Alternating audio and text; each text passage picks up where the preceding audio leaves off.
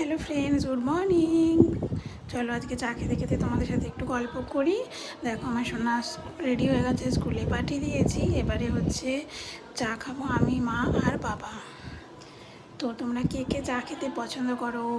আমি তো চা খেতে সেরকম একটা পছন্দ করি না, তবে মাথা যন্ত্রণা হয় বলে মাঝে সাঝে একটু চাটা খাই। তো দেখো চায়ে কত চিনি দিচ্ছি। আমার বাবা মা চিনি ছাড়া চা একদম পছন্দ করে না, তো আমি সেরকম চিনি নেইনি দেখতেই পেলে। এবার বিস্কিট দিয়ে চলো একটু চাটা খেয়ে নিই, তারপর আবার রান্না করতে হবে, ডিউটি যেতে হবে।